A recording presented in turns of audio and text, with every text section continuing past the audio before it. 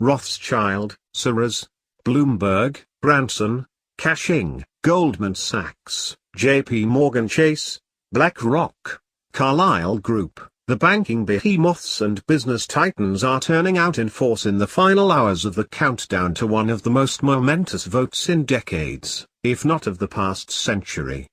The Bilderberg CFR trilateral elites are bringing all hands on deck to stop Britons from voting to leave the EU, in the June 23 Brexit referendum. With trillions of dollars at stake, not to mention decades of scheming to concentrate political power, the organized globalists are pulling out all stops in a final desperate push to frighten British voters away from reclaiming sovereignty and control over their own lives, their own finances, and their own borders. It's known in England as Project Fear, see Here and Here, and Prime Minister David Cameron and his uber-rich world order backers have ratcheted it up to full terror mode for the final stretch of the race. The stepped-up propaganda campaign to kill the Brexit vote came directly on the heels of the 64th meeting of ultra-secretive Bilderberg Group, which took place June the 9th to the 12th at the luxurious Hotel Taschkenburg Palace in Dresden, Germany. Helping kick off the final installment of Project Fear was a June 14 column by Martin Wolf in the Financial Times entitled, "Brexit Imperils the Confidence of Strangers." Suppose that the Leave campaign, which one might call Project Lie, wins the referendum next week, Wolf posited. How bad might the economic consequences over the next few years be? Alas, they might be very bad indeed, he darkly warned. Wolf, chief economics commentator at the establishment Financial Times, is one of the elite propagandists posing as journalists who has been attending the Bilderberg confabs for years. Their job is to serve as transmission belts of the Bilderberg cabal's lying to the general public, and to quell and quash all public concerns about the opaque goings-on of public officials behind closed doors with powerful private interests. This is usually done by the likes of Wolf using their prestigious positions to denounce as irrational conspiracy theories any rational concerns expressed about the clandestine conferences. Wolf ended his post-Dresden monitory by claiming, Brexit, in sum, might be a big economic shock and not just for the UK. This is largely because of the fragility that precedes it and the many uncertainties that would follow it. The referendum is itself irresponsible. The outcome might well prove devastating. Following Wolf's lead, billionaire George Soros, the world's most infamous currency speculator, warned Britain that a vote for Brexit this Thursday could result in a Black Friday market crash with horrible consequences. In a June 20 column for the UK Guardian entitled "The Brexit Crash Will Make All of You Poorer, Be Warned," Soros said, "My 60 years of experience tells me the pound will plummet, along with your living standards. The only winners will be speculators." That's rich, coming from the primo speculator, manipulator and protégé of the even more infamous Rothschild banking dynasty. Soros, a committed world government advocate and backer of socialist causes, see Here and Here, is a regular denizen of the shadowy corridors of power, as exemplified by the secretive annual Bilderberg conferences, the Council on Foreign Relations, CFR, and the World Economic Forum. I want people to know what the consequences of leaving the EU would be before they cast their votes, rather than after, Soros averred in his Guardian piece. A vote to leave could see the weekend with a Black Friday, and serious consequences for ordinary people.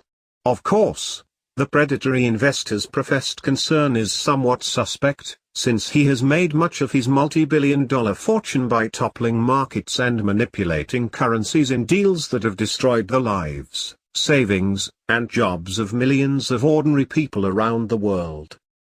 Ditto for Jacob Rothschild, who penned an op-ed for The Times, UK, on June 15, entitled, "All the Evidence Shows That Brexit Would Be a Disaster." We shouldn't accept a diminished role on the world stage, says Rothschild, whose family of master manipulators has been making and breaking kings and kingdoms, and financing wars and revolutions for 150 years. Then there's billionaire Michael Bloomberg, the former mayor of New York City and head of the Bloomberg News organization. The British electorate does not need Americans to tell them how to vote in the June 23 referendum, and I wouldn't dare try, he wrote in a commentary, also for The Times, before proceeding to do what he said he wouldn't do, tell the Brits how to vote. Brexit would leave the UK, America and the rest of the world in a weaker position to combat terrorism, promote trade, and confront other global challenges including climate change, he claimed. The question is the risk worth taking? Bloomberg asked. I have carefully evaluated the question of Brexit and concluded that the risks involved are troubling, he answered. Bloomberg, a CFR, Bilderberg, World Economic Forum, trilateral veteran, is well known as a lavish supporter of gun control, Obamacare, global warming alarmism, the LGBT revolution, global interventionism, the United Nations, and the overall nanny state. Billionaire Richard Branson, founder of Virgin Airlines and the Virgin Financial Services empire, has been in the forefront of the Remain campaign. Branson, Bilderberg, World Economic Forum, Royal Institute of International Affairs, the British sister organisation of the CFR, has spoken out repeatedly against the Brexit and even launched his own organisation to support the Remain side.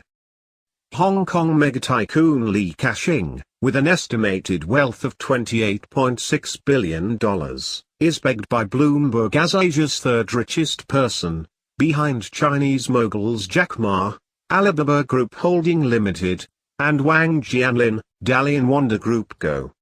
Ka-shing, with long-standing ties to the big Wall Street banksters and corporateers, is also one of the UK's biggest investors. In a June 20 Bloomberg article entitled, Hong Kong's Richest Man Warns Against Brexit as Vote Looms, Ka-shing stated, if Brexit happens, it will be detrimental to the UK and it will have a negative impact to the whole of Europe. Microsoft founder Bill Gates, the world's wealthiest man and an ardent one-worlder, has also joined the last-minute Brexit-bashing globalist choir. In a June 17 letter to The Times, which for over a century has been the quintessential voice of Britain's Royal Institute of International Affairs world government coterie, the tech titan opined that Britain would be stronger, more prosperous and more influential by remaining inside the EU. While ultimately a matter for the British people to decide, he said, echoing Bloomberg and Obama, it is clear to me that if Britain chooses to be outside of Europe, it will be a significantly less attractive place to do business and to invest. Gates added, it will be harder to find and recruit the best talent from across the continent, talent which, in turn, creates jobs for people in the UK. Likewise, many of the top execs of the giant Wall Street investment firms such as BlackRock, Goldman Sachs, the Carlyle Group, etc., have been fright-peddling furiously, issuing dire warnings of doom and gloom if voters go for Brexit. It's easy to see why the big guns of finance are concerned. According to Investors Business Daily, Morgan Stanley, Goldman, JP Morgan lose most in Brexit, no one wins. Independent business leaders disagree. However, many independent British business leaders disagree with the no one wins meme. They think if Brexit passes, the average British citizen will be the winner, politically and financially. The big billionaire globalists have hogged all the headlines in the establishment media, because they own, or are comrades with the owners of, the major media conglomerates, giving the impression of a common-sense consensus among business types against Brexit and in favour of Remain. Reinforcing this false view is the fact that the British Chamber of Commerce and other business groups dominated by the same corporate globalists, along with the pro-EU government agencies, have repeatedly echoed these themes. But many British entrepreneurs, including some very large businesses, reject this view and argue that Britain would be safer and more prosperous outside of the ever-tightening EU straitjacket. We will create more wealth and more jobs by being outside the EU than we will within it, and we will be in control of our destiny, says billionaire inventor, entrepreneur Sir James Dyson. The vacuum cleaner empire tycoon says the EU migration and regulation policies are completely mad. The pro-Brexit group Vote Leave published a list of 250 British business leaders who back the Brexit. They include Theopophytus, entrepreneur, retail magnate, and a star of the popular BBC business show Dragon's Den. Tim Martin, founder and chairman of the pub chain Wetherspoons. Michael Geoghegan, former CEO of HSBC. David Ross, founder of Carphone Warehouse. Sir Stuart Wheeler, founder of IG Index. John Longworth, former Director General of the British Chambers of Commerce, BCC. Sir Rocco Forte, hotelier. Paulette Firth, business owner, All Polished, Limited. Emma Pullen, business owner, British Hovercraft Company. John Hoerner, former Chief Executive Officer, Tesco Clothing UK and Central Europe. Luke Johnson, founder and chairman of Patisserie Valerie. John Moulton, founder of Better Capital LLP. Rupert Hambro, director of Theofennel plc. John Cordwell, founder of mobile phone retailer Phones4u, investor, philanthropist. Pasha Kandekar, president of the Bangladesh Caterers Association. Damon de Laszlo, chairman of Harwin plc. John Sclater, former president of Equitable Life. Politics at its worst, exploiting a terrible murder. As we reported previously, despite the heavy-handed anti-Brexit propaganda of the pro-EU establishment's Project Fear, the movement to leave the EU was steadily gaining momentum and had pulled into the lead in virtually all polls, until, that is, the assassination of Joe Cox, the pro-Remain Member of Parliament who was brutally shot and stabbed to death on June 16.